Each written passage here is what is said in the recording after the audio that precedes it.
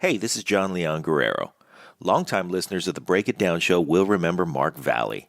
He dipped his toe into the world of podcasting as a co-host of this very show on and off for a few months before developing his podcast about spycraft.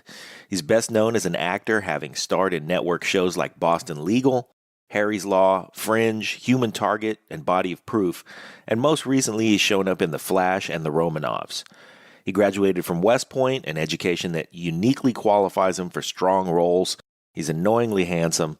He also writes, and he's got a wonderful insight and curiosity into the human experience that he sees from a variety of angles. He's a fascinating guy to talk with. He and Pete jump right into it, so don't let your AirPods drop. Here's our friend and today our guest, Mark Valley. Lions Rock Productions. This is Jay Moore. This is Greg Proops. This is Jordan Harbinger. This is Dexter from The Offspring. This is Nathan This is East. Sebastian Younger. This is Rick Marotta. This is Stuart Copeland. This is Mick Gillette. This is Andy Summers. Hey, this is Skunk Baxter. This is Gabby Reese. This is Rob Bell. Hey, this is John Leon Guerrero. Hey, and this is Pete A. Turner. And now, the Break It Down Show with John Leon Guerrero and Pete A. Turner.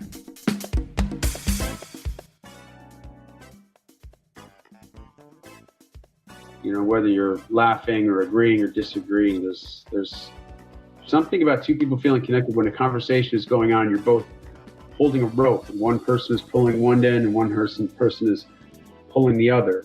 And that's when I feel I have some type of rapport. It doesn't necessarily mean you agree with the other person either. Right. It just feels like, oh, we're both communicating in the same language, but also willing to communicate together. We're both kind of engaged. So I usually feel it with timing. Okay. Timing. Okay. That makes sense. And then what about like when you're in a delicate area? And I don't know how often you get into that stuff on the show. I mean, I listen as often as I can, but I certainly don't hear all of them. But when you're in a space where you want to be careful, but you don't want to be so careful you don't get in there, you know, like, I don't know, whatever it is, like techniques or money or, you know, all these things, culture, where you're like, this is going to be tricky. How do you sort that out? What I've started doing on my show is I joke around. I say, listen, I'm really kind of a nerd about the spy stuff. Sometimes I'm going to be dipping into sources and methods and asking you things. I just wondering right now if we can just have a code word. Uh-huh. You know, if it gets too close, we can have a safe word where you don't have to say something. And I usually get a laugh about that because most people in the intelligence community, they're really good at, they pride themselves on being able to sort of deftly avoid being drawn into questions where they're giving more information where they feel safe. So I think I just kind of recognize that in the beginning and then go from there. Because that's sort of an obvious fear that somebody has. Is this person just trying to get me to talk about stuff or what's going on? You know, the other thing I do is when I get into something that's a little more heavy, and I think this is probably just due to my own role in my family, even as a kid, is when things get a little bit intense, I start to put my feelers out to think, okay, where's the funny? Mm-hmm. You know, how am I going to get out of this? I mean, there's an interview I was doing recently with Tom Pecor with someone who was talking about PTSD, and I did have one question I was saving. I wanted to ask him because on a page of one of his books, but he was wearing a fanny pack. I wanted to ask him why he was wearing a fanny pack. Was it like it was a fashion choice, or was this just some essential part of his gear? Yeah. So I knew that could be a funny question anywhere I could drop in, and it seemed to be the right time to kind of diffuse when it felt a little bit heavy, you know, where it felt like it was. I wanted to help, move the situation, move the conversation on. So. Yeah, I try to have some questions that are a little bit light as well. One of the things I do is I call it putting on a jacket. I put on someone else's jacket and I act like I'm this person. So and I don't care for the devil's advocate because that guy is often a dick and I'm trying not to be a dick. So I call myself the practical advocate, which, like practical, like how do you practically do this? So one thing this, say get up and go to the gym every day, but for the person who's struggling, we got to back it up a little bit, like find that spot where it actually works or, the Green New Deal sounds great, but like legitimately, how do you change everything? Like practically, how do we actually do this? And then there's also like the everyman jacket that I put on. Like, this is the obvious question that I have to answer for everybody in the audience, and so then it sort of, it gives me an allowance to do something. Yeah, I have to ask this question. Yeah. So that works for you too. Like, you have like different ways to fire the question out without like it being from Mark. Well, what I do as well is I write down, because you've done it yourself probably. I mean, you've done so many more interviews than me, and I've learned an awful lot from you. But I was just wondering if you do get this feeling at the end of an interview where you think, I should have asked him this. I forgot to ask him this. Or that was the one thing that I wanted to ask. So I tend to, when I'm writing down my list of questions, that's one thing I definitely write down. I was like, if it's all going to end in 10 minutes and I could only ask them these 3 questions, what are they going to be? Yeah. Like what are the things, what are the really questions that I have to ask? I have a different thing with that. I certainly akin to it, but there's the question that I need to ask and the question that I want to ask. And I try to kill the ones that I want to ask because they're often ego driven. And I just haven't mastered that yet, where I'm like, I want to inject me into this question or whatever it is, and it's less about the guest. So where I struggle is this question a me question or a show question? And I try to ask the show question more often than not. But I'm not going to act like that's easy to do because it's really hard for me. Yeah, that's interesting. I think that's one thing I need to start doing is thinking a little bit more about the audience and who's listening. I mean, some people have said it sounds like they're listening in on a conversation that I'm having. And I mean, I feel, for me personally, if I'm not interested in what I'm doing or what I'm talking about, then it just tends to be a rough interview. And I need to start thinking about that. Like what are show questions and what are Mark questions? Right. I usually have a few show questions on there, but generally I try to get into it enough where, or bring on guests where I feel like that they're Mark questions. But there was something else you said that made me think about it. Putting a jacket on. Yeah. And talking to people. Yeah, I think one of the things I was thinking about is like one of the things I like about podcasting is you say, look, we can talk for up to an hour. And if you're starting an interview out, it's like you're in a car and it's like we're driving to Long Beach, right? Yeah. Right. We're going to be in the car for an hour together. Yeah. And the way you don't like ask somebody, I tend to ask people a question like I'm sitting in the car with them. Okay. And we're kind of on a trip and we're driving together. So it's a little different than getting a quick soundbite out of somebody or, feeling the safety of being, either on a phone or on the computer or something like that. I sort of feel like, well, we both have to do this interview together and it's going to take an hour. So I think that might color some of the questions. I mean, it also probably helps the rapport, but I think having that feeling that we're doing something together. So like an underlying premise helps give you comfort so that you're not bound up by whatever it is that holds you back from asking whatever question. Is that what you're saying? No. Okay. I'm saying that, and thanks for clarifying because I didn't know how confused that sounded. No, when I'm doing an interview, I feel like there's a difference between someone asking somebody you have 5 minutes to ask somebody 1 or 2 questions, and then right, you're walking away. You can ask anything. I mean, there might be consequences. There might be, you might have opened up a conflict. You might have touched on a nerve or something like that. But you don't have to deal with those consequences. But in an interview that's an hour long, you're going to be sitting in a car with him for an hour doing an interview. So you're going to be experiencing the consequences of your questions as well. And you sort of have to decide ahead of time. Do I, want to throw that tough question out right at the beginning, or do I want to save it until we're 5 minutes away? Yeah. I can get out of the car, So, I'm always watching other like master interviewers, trying to just see what tools they use and what things they're doing. And then I try to work on them and either build the capacity or understand what it is and then say, that's just not for me, but like really mess with it. And the one-word question that isn't an interrogative. So I don't just mean saying why over and over again. But and my example I've been using recently was, so Dan Rather's interviewing Kenny Rogers, and Kenny's gushing about his last set of kids that he just had when he was 70, and he's just going on and on about him and how they're great. And then Dan's got him all the way warmed up, and he just does Dan Rather. He just sits back and he goes, regrets. And Kenny absolutely jumps and goes for it and says, I shouldn't have had those last two kids. A guy my age, I won't be around to see them grow, and I won't get to know who they become.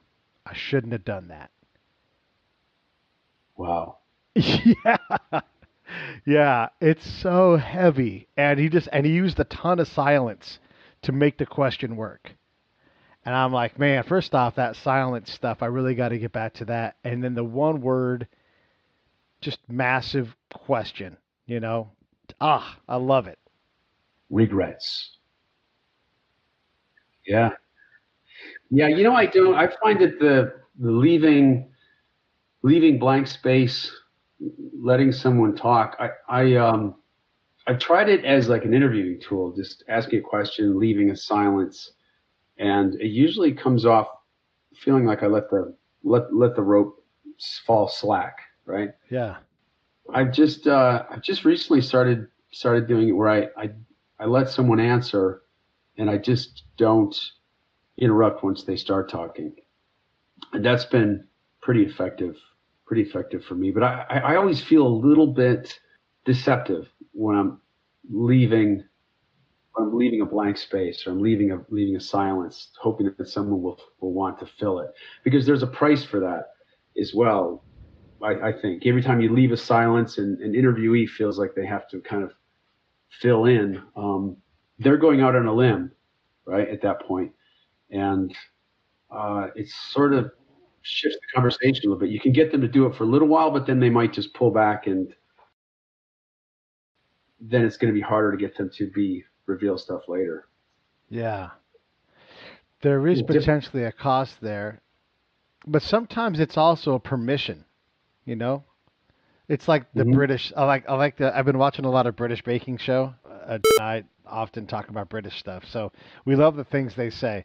And so, like, if you were Graham Norton, you could just say, "Go on," and the person would go on, and they wouldn't get mad because you said, "Go on." Go on. Tell me a little more about that. Yeah. Yeah. Oh, one thing I find effective is if I sort of tease a question, I tease a topic ahead of time. Like if I say, I want to talk about your, time at the embassy in Kabul, but before that, I saw you do an interview or something like that.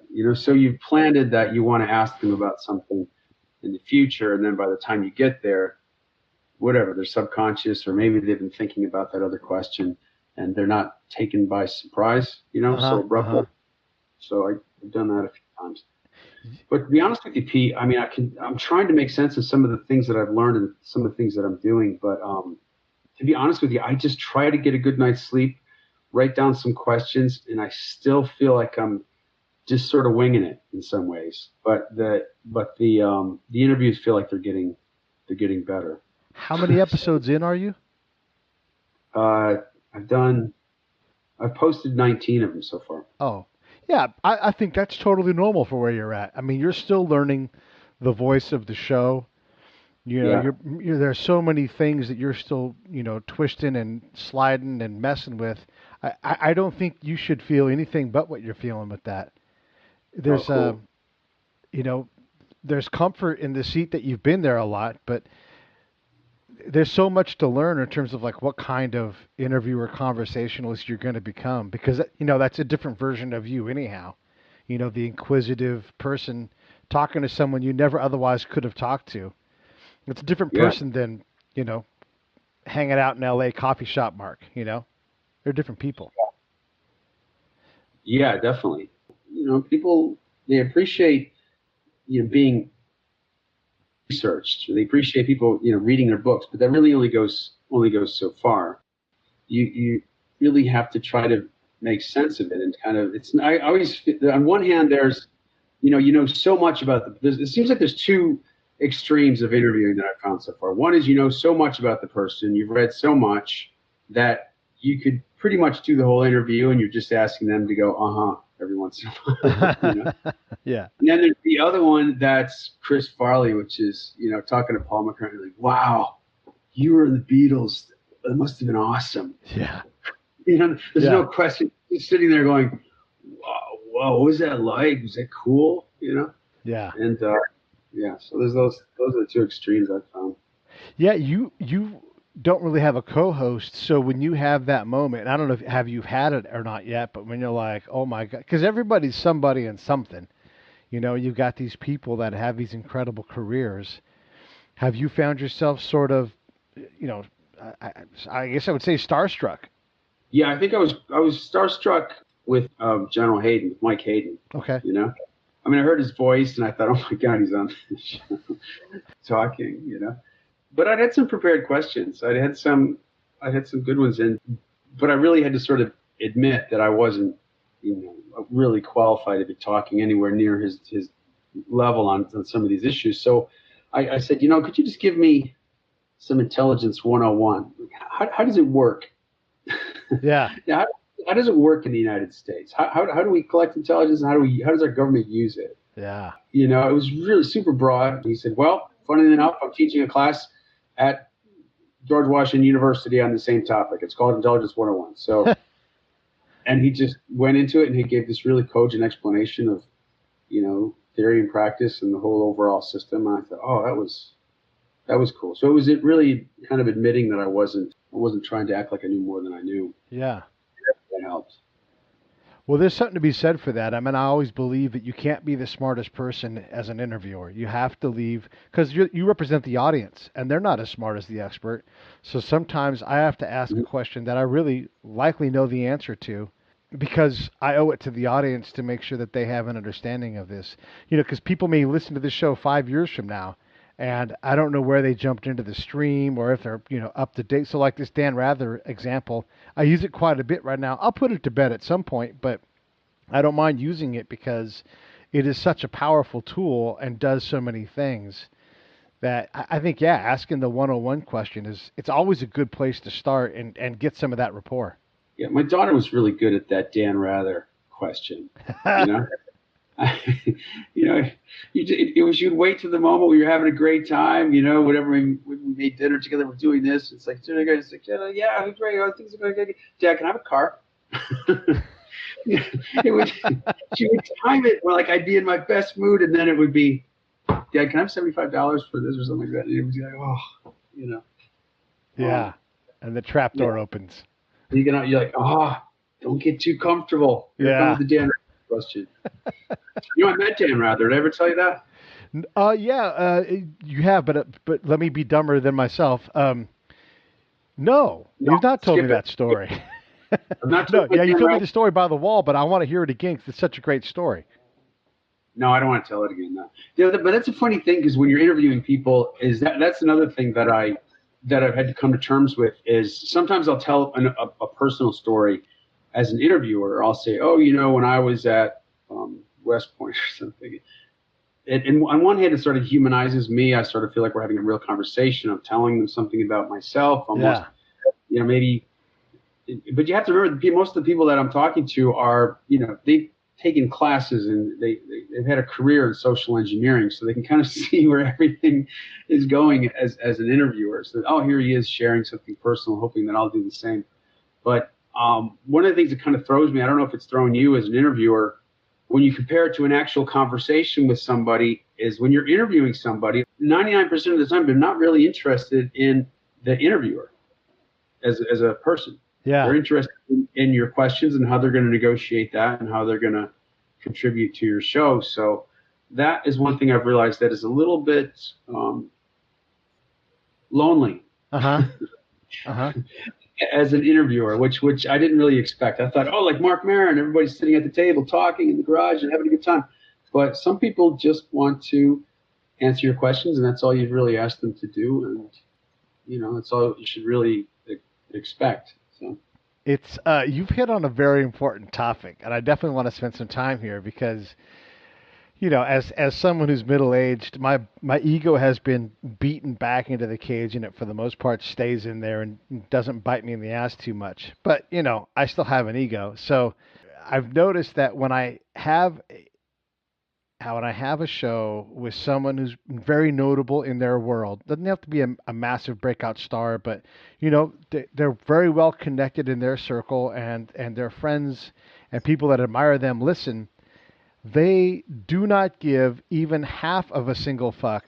Even if they got thousands of fucks to give, they do not care at all that I am there, or that I've mastered like this crafted and edited and produced this great representation of this person that they admire. They do not care that I am there, and it just still smashes me to pieces when I realize, hey, I did a pretty good job here. Like, nope, don't care at all. You crafted a pretty good. It must be the same way taxi drivers feel, or Uber drivers, like really good ones. They take care of the car, they keep it smelling nice. Right, everything's there. They show up on time. They're courteous. They don't ask you too many questions. Actually, that wouldn't be a bad podcast, would it? Yeah.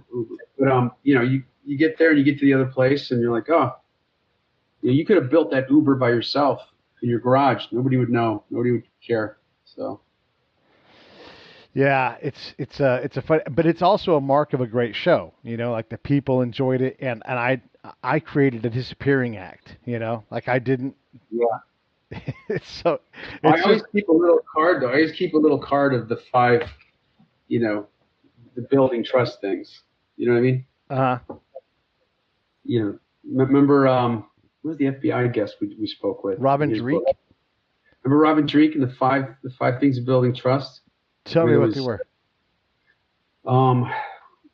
Well, it was. One was. I know he has it down, and he does it like it's like. Like put them first, understand like what their goals, like all these things. He has it all laid out in a formula. I just don't recall off the top of my head what it is. It all makes sense though when he does it. Oh, you mean the align your goals, apply power of context, and all that stuff. There was the other ones. I just keep them when I'm doing an interview. It's suspend ego. Oh, suspend ego, right. Be non-judgmental, validate others, honor reason, and be generous. And I try to do those like in each interview. Like you do sort of do them naturally. Probably from being such a manipulative son of a bitch while you were in service. Well, Robin and I agree on this though. Like this doesn't work for me if it doesn't work for you. And if we can get there together, we'll get there faster, easier, and be more successful. Yeah, like what can I do to help? What can I do to help? What would you like to talk about? What can I do to help your show or your whatever it is you're doing? Yeah. Yeah. Speaking of that, you guys should definitely check out the live drop. That's Mark's podcast. And seriously, I love it. I think it's great. And, I listen and I try not to bug Mark for every guest that he has that I love, but I love what you're doing, man. I think it's so cool. Thanks, Pete. When I got the idea when I was working with you, I thought, oh man, I love just to sit down and talk with these people. Yeah. I'd interviewed other people from that business when I was doing research for something, but it wasn't until I was working with you where I thought, wow, I could actually, these interviews with these cagey folks, they could actually be pretty informative and pretty cool. Could make for a cool show. So. Yeah, I love that you're doing it. So at some point you will exceed, the educational requirements for someone to get a bachelor's or a master's in espionage. At some point you will have knocked through enough silos that you'll have a pretty powerful command of the topic. What have you learned so far in your, semester and a half of study? Yeah, that's a fascinating one. Well, definitely, I wanted to throw one thing in before we jumped ahead was the suspending. Whenever I do end up telling a story about myself, it always feels like this one time at band camp. Yeah. Somebody's twiddling their thumbs listening to it, but often I'll just sort of cut those out and then just go into the next. Maybe I'm just giving the listener a chance to listen, but I'd say what I've really learned, and it's kind of affected the way that I read the news. It's affected the way I listen to friends, or even the way I sort of evaluate gossip these days. Is I used to be much more I used to put a lot more weight on my imagination, and I give a lot more validity to what I think could happen, or maybe even should happen. But I tend to even ask my friends when they're saying things. I'm like, do you have any firsthand evidence of this, or do you have? I can really tell when people are telling a story. I'm evaluating their sources as they're telling me this story, and that's kind of affecting the way it's impacting me. I think before I would just listen and give somebody the benefit of the doubt. If they felt this way, they felt that way. But I think that and Michael Hayden's interview really sort of nailed it for me. He said, we at one, the whole Enlightenment was this idea that we share that we strive to share an objective reality, and then from that we can kind of build on. And I feel like I've tried to pay more attention to an objective, demonstrable, provable reality before I can kind of move on in my own thoughts or what I express. That's interesting. I want to talk a little bit about realities, especially because you create alternate realities when you're acting, and you're talking to people that have a life that you just can't imagine in a lot of cases. Someone in the clandestine service for 25 years. I mean, come on, like, you have no business talking to this person, yet here you are sharing time and space. So the thing I've realized is I've talked to, fighters and authors and warriors, that I have to suspend my own reality. And this is what I did in combat zones. I had to be able to go into the staff room reality and see it and understand it. And the concept I've come up with, Mark, is I call it miscomfort. It's not that it's discomfort. It's just a comfort that I don't know. And so I don't know. I've misplaced what comfort is. So learning how to be in a staff room and survive and contribute is not automatic. You have to deal in that reality, and it has nothing to do with my reality. And the same thing like with the villagers, or talking to Tito Ortiz, who's a UFC fighter. I've got to accept what his reality is to tease out more of who he is and his essence, because that to me is interesting. Does that in any way at all resonate with you? Yeah, it does. I guess it goes back to that initial thing we were talking about when we're saying, why didn't Rami Malek sing? Why didn't he do the voice from Queen? Right? Yeah. I think as an actor, you reach a certain point, and as an interviewer, you realize, wow, I'm never going to really be this person. I'm never going to really be able to sit in their shoes and experience what they experienced. And I need to sort of, I think just recognizing that is also, I think it's sort of, it's obviously respectful when you don't sort of, get all chummy with people like, yeah, what's it like, man? War sucks, doesn't it? Woo, yeah. Yeah. There's a point where even as an actor, you have to realize it's like, what? I'm not gonna try to sing, these songs. I'm just gonna sit here and play the tape and listen. And it's funny, I was thinking about something just today. How sometimes you get a weird thought when you're doing podcasts and you have these interviews in your head and other people's stories, and I don't know what I was doing, like cleaning my house or something. I thought to myself, wow, oh, wait a second. Giving people an ability to tell their stories, right? Like from these experiences that I've never had. That in itself, I think, is part of their process as well. If you look at like the hero's journey, there's the return, they come back and they share. I've started to feel one thing in doing these interviews is that part of the experience that a lot of guests have, when they've experienced this, like you have, they've been in combat, they've been in these life endangering situations, they've been through these traumas or these kind of things, these really exciting events, but part of their experience is being able to tell it to somebody else. You know what I mean? I sort of, as much as as an actor, you feel like you're making something up or you're imagining something. I think for some reason I feel like part of anybody's experience isn't really real until they've told somebody else. Yeah. Or not. I mean, it's real, but you can kind of there's a way of completing it. And I feel like that's sort of our job at this point, is to help people tell those stories, to help them kind of come around for full circle, or to help it become more substantial for them and for other people. Do you know what I'm talking about? I think so. I try.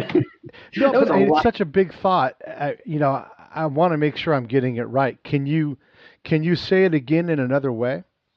Yeah, let me simplify for you. I think I realized today, it suddenly hit me. I thought, oh wow, I might not have been in combat with these people. I might not have been in situations as exciting or as dangerous as these guests that I'm working with. I might not be intelligent as them, but I feel validated in that I am playing a important role in helping them tell their story, because I think any experience any experience can be it feels incomplete unless you've shared it with somebody, unless you Yeah. told it to somebody. So I sort of feel like what do you call it? I'm sort of like the helper for people to tell these stories and to help them, come to terms with things that they've experienced as well. So, Yeah. I mean, on one hand, I'm just sitting there on a microphone asking them questions, so I got to suspend my ego. But if I do have to look at, our role in a bigger picture in this, I tend to think of it that I do play an important role with people telling these stories of things that I've never experienced before. No, I think you're right. And to be honest, I did This a little episode of the Break interview It Down trick. show I is don't brought know to if you the by audience. Lions Rock Productions. That's us. We publish, evaluate, and develop podcasts just like this one, consult others to build their own, and create associated content and content marketing strategies. So if you're launching or expanding your social media presence, your business or your personal brand, or if you just want to take your media presence to the next level, Reach out to us on Twitter at Pete A. Turner, or at JohnLG69. at the Break It Down Show. There's 1,000 ways to get a hold of us. Now enjoy the show. No, I think you're right. And to be honest, I did a little interview trick. I don't know if the audience was with you. So when you asked me, one, it's a closed question, so it seeks to control a certain aspect of where the conversation goes, and I wanted to hit the ball back to you.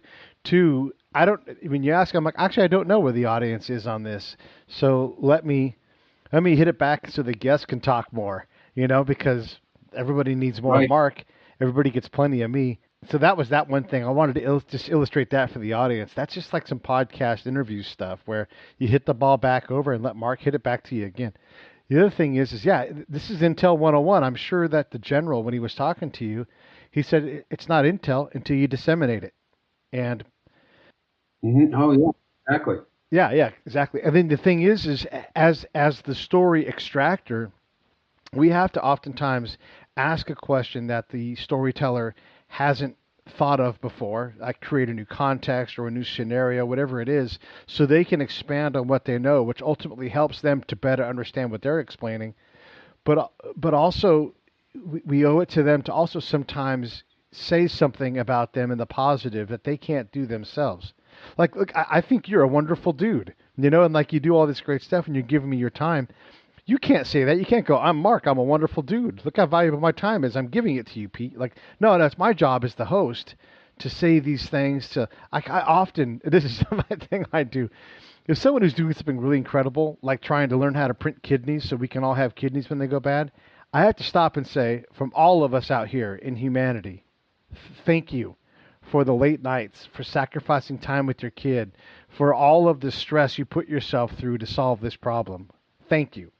Because as the story extractor, we owe that to the guest and to the audience to make everybody slow down long enough to say, thanks. Holy shit, what you do is incredible, Yeah. It's funny. There was one at this last interview I did, and I think they're getting better. I'm kind of proud of this last one I did with Tom Pecora. And as my podcast mentor, Pete, maybe you could listen to it and tell me what you think. But at the very end, I felt like, here's this guy. He quoted some personal stuff as well. I think like had said to him, some of his last words were, come home when you can, right? And I took it more of like a meta, And so at the end, when we would talk and everything, I said, I want to thank you for, like your stepfather had said, I want to thank you for coming home and writing this book and sharing it with everybody. I think we're all that much better for it. There was a little moment, and he said, thank you for saying that. It was awkward, and I thought, I got to cut that. But that's one of the things that doing this podcasting has taught me. It's they're not going to sit there and talk about themselves. You have to kind of identify what you really like and what's good, and how do I validate this, and how can I put this out there. So anyway, that was one moment where I did that as well. And I thought I was going out on a limb. It sounded kind of cheesy, but I thought, fuck it. Yeah. You know what I mean? You got to leave it in. You feel a little cheesy sometimes saying, but. Yeah.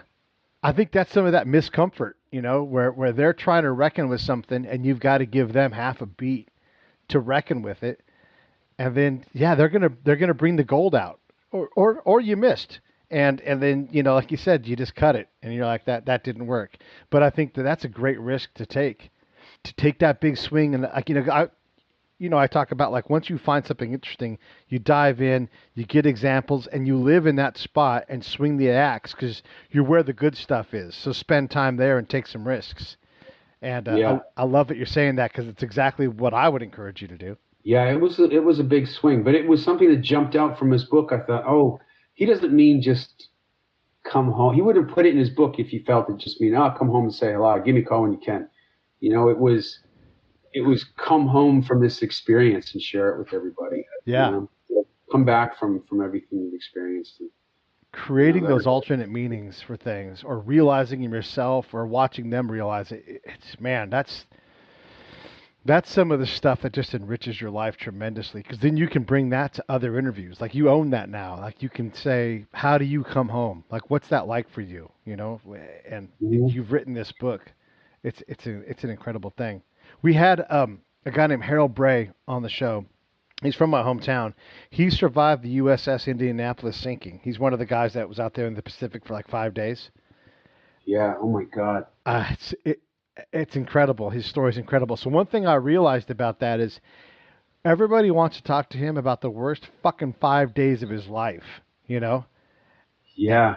And it's 70 years ago, and it's what defines him. And I'm like, oh my God, I got to have this guy on again and not talk about that and talk about, Oh, did you do that? I want to. I'm going to be up there next week, but he's not going to be around. So, as long as he's around and I'm around, I'm not quitting until I get him. And I go up about once a month. So I'm going to get him. I'm not going to talk about sharks or Quint or any of that stuff.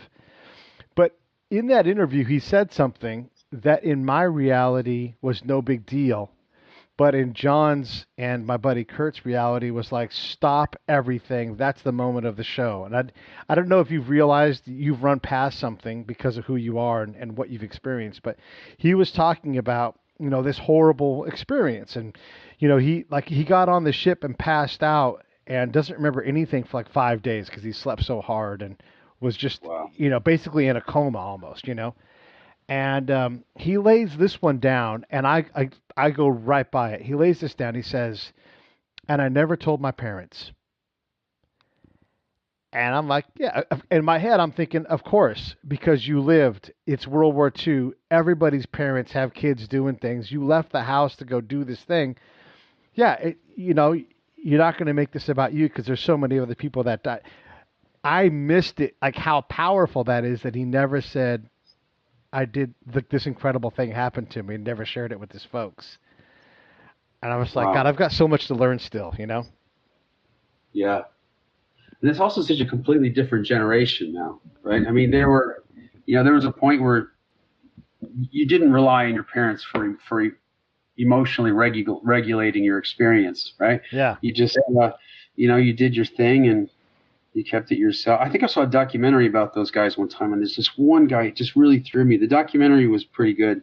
They were doing interviews, and one guy was going through his basement, showing he had a little tool bench. Older man, he probably in his 90s at the time. I don't know if he's still alive now. And he took something off a hook and he held it out, and it was one of those brown canvas life preservers, right? Yeah. And he said, "This is the one that I wore." And you're just watching his old hands kind of hold this crinkly the World War II canvas stuff, right? Yeah. It fall apart.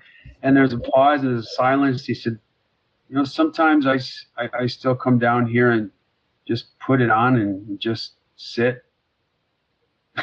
Fuck. Yeah. It's Right. yeah. It's yeah. And those are moments where you're, as an interviewer, you think, wow, that's great stuff. But I'm also thinking, holy shit, I have no idea what that must feel like, or what he's feeling, what he's going through. Yeah. Right. Yeah. No, I know. Like, first off, I'm going to shut up and let that just be for a minute and let everybody deal with that. And then I might say, would you say that again? Just because. Yeah. Well, I'd ask him to put it on and sit in a chair, and I'd reset the lighting. If he was willing, I'd get him something to drink and be like, I just wonder if we could, Yeah. 10 minutes of you just sitting in that, Oh my God. Yeah. Jesus. Harold was saying that two things that struck me from his story was right as the first torpedo hits, he was sleeping up top on the deck. He's like, the whole ship lifts over and it's going to sink, and we all know it. And I watch my shoes fall into the ocean. And he's told that element of the story over and over again. Absolutely in his mind's eye, crystal clear, he watches his shoes roll off the deck and fall in. And that memory means something significant to him, And it's just such an incredible illustration. And then the other thing he talked about was the life preservers, because they're not meant to be in the ocean for that long. After about 72 hours, they start to fail. But after 72 hours in salt water, you really can't get it off because your hands, your skin is just, you touch stuff and your skin just comes off and it's painful and everything else. So you have to figure out some way to get this thing off of you, before it kills you. And you're just like, God, how did any of these guys survive? Another thing about that, they usually use it in Jaws. Obviously, Quint's 749 of us went into the water, 300 and whatever it was came out. Yeah. And it's just known as one of the most harrowing moments of World War II. And it was after essentially the war was over, right? But they delivered one of the bombs. I think they delivered the bomb that hit Hiroshima. Yeah, but I just realized now, I thought, wow, it's war's terrible. I wonder if there's any difference between, these were sharks, these were animals that were going to kill them, and then on the other hand, there was Japanese that were after them and trying to kill. I was just wondering if that experience felt any different from having humans or having animals. Yeah. Well, I do know this. So when the actual rescue happens, and by the way, people are dying as these boats are there. Like, let's say they pull out 200 people out of the water. Only 192 make it. Like they were dying as they were saving them. Two or three got pulled up on the boat and still died. It's just so. They came at the last possible moment, basically, because I would imagine 12 hours later, and there'd basically be none of them left. But so this is how desperate. Was it the way Quint explained it? They'd go away for a little while, then they'd come back. Well, wow. I love that. I stupidly almost brought that up with Harold, and I'm like, you know what? Never mind. I'm shutting up. But so the boat shows up, and they're all covered in oil, and they're all puffy and fucked up looking because they've been in the ocean for 5 days, and like the guy, like the bosun's mate's leaning over the rail, like, "Who are you? Who are you? Who are you with?" And then someone comes back from like the survivors and goes, "Typical officer. Asking stupid questions." Like they're still salty sailors, even when they're dying. They still got jokes. Yeah, you figure it out. I got time to answer questions right now. Did you see the movie with Nicolas Cage? Yeah. Oh, yeah. It's a horrible situation. And then, of course, their captain, and they had I think it was the Japanese submarine captain came over and testified for the commander of the USS Indianapolis to say there's no way that even a zigzag pattern could have delivered their torpedoes, and that was a very tragic story. He was the only commander, brought up on charges for losing his vessel. All of them that made bad decisions because it's war. You do stupid stuff. Halsey drove his task force into a damn hurricane. And damn near. Well, I think he did lose ships. Almost lost his ship. But McVie goes up and the Navy charges him. This is for the audience. And the Japanese guy that sunk him, they bring that guy, and he's like, "There's nothing he could have done. I had him dead to rights. Didn't matter if he zigzagged. Didn't matter. I had him." And the Navy's like, "Good enough. You're guilty." And they didn't exonerate the guy till the 90s, and he killed himself like in like the early 60s, I believe. In the classic way, you know, he's full dress uniform, and Yeah. That's too bad. Yeah. Did you have anything? When you're interviewing somebody, did you have anything you laughed about, or did you have anything that was sort of lighter, or? Yeah, there was something funny. I'm trying to think of what it was, but I for the life of me right now, can't think of what it was. But it was such a great experience. He's so comfortable with the story now. For a long time, he hated telling it, but he just got worn smooth by it. But for a guy in his 90s, super smart, all the way with it, and remembers all these great details, and it's just it's an incredible story, and we're lucky to have the 12 guys that we have left, and as often as they're able to tell it, it's interesting to hear them, and unfortunately it's the worst day of their life, but it is an incredible story. Funny you bring up interviewing somebody and not talking about their topic. Did I tell you my story? We'll get time for me to tell you another 5-minute story. Yeah. I met maybe 15 years ago. A friend of mine was playing in a band in San Francisco, and he's like, "Do you want to come and you want to play rhythm guitar and sing backup vocals or try that?" I was like, "Yeah, sure." So we go up. They picked me up at the airport, and they said, "Oh, we got to pick up Sal's drum kit, our drummer." So we had to drive to this guy's house. It's a little ways from the airport. We're going through these hills. I forget what part of town it was. We get to these wrought iron gates. There's sort of weeds around the edge, and it's got a treble clef, and we get out, and this guy opens up the gate. He's been there before, and we pull in a driveway, and it's like a 1-story ranch house. It looks like it's kind of falling in disrepair, but it's expensive property out there, right? So we park the car, we go in, we go into this living room. It looks, it's sort of a modest house. It doesn't really seem like, anything crazy. And, this woman, younger blonde woman, she's making like a, I don't know, health shake or something. And then we walk in, there's this older guy, John, African-American guy. He's wearing like a suit, like a seersucker suit or something. And they're like, "Yeah, this is John." And Mark, "Hi, John, how are you?" We sit down and, we're talking about how everybody's doing. And, he's asking about our show. And it's like, "Yeah, we're doing a show." And somebody said, "Oh, do you want to," I think his girlfriend said, "Do you want to show him around the place?" And they said, yeah, let's go. Oh my God, you guys got to go see what they did with the da-da-da.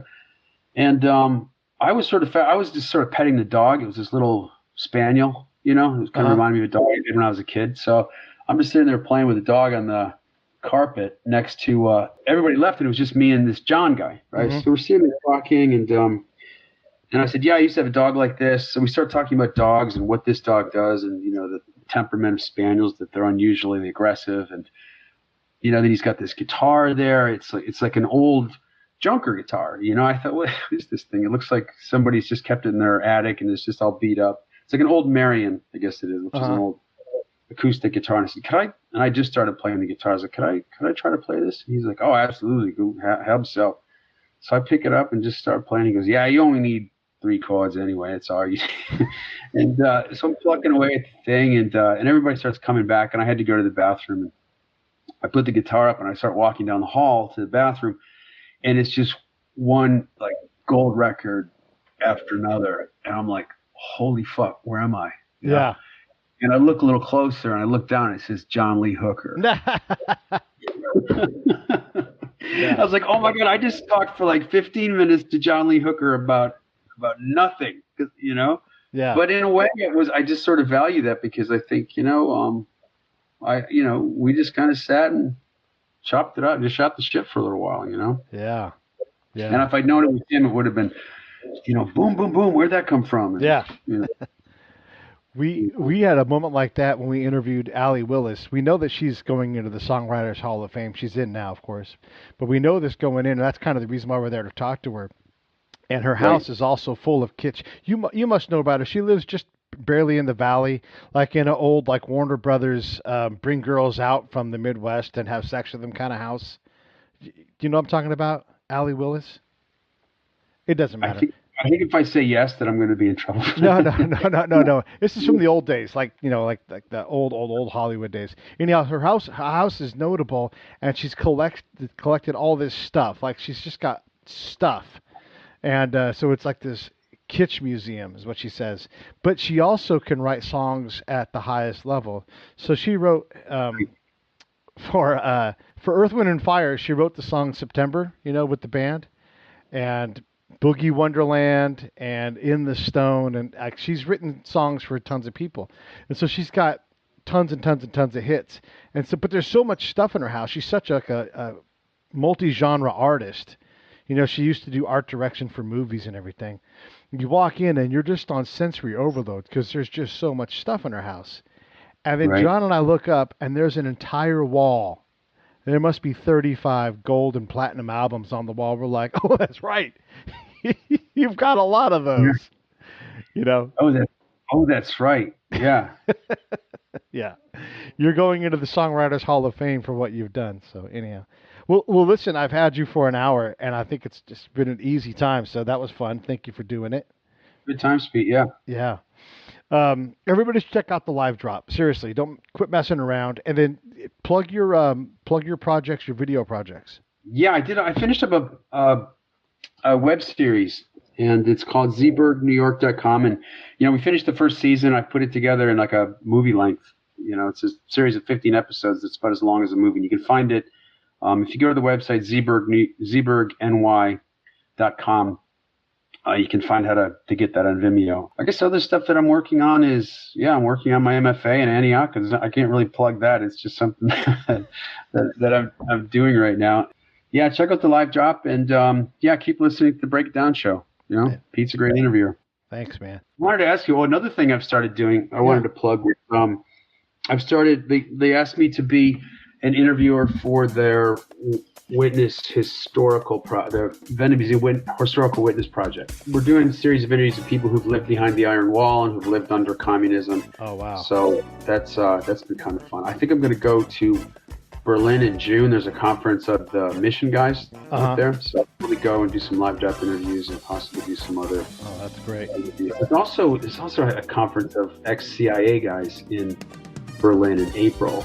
And I'm thinking, oh, damn, I want to be a fly on the wall in that meeting. So I'm trying to find a way to get out there for that as well. So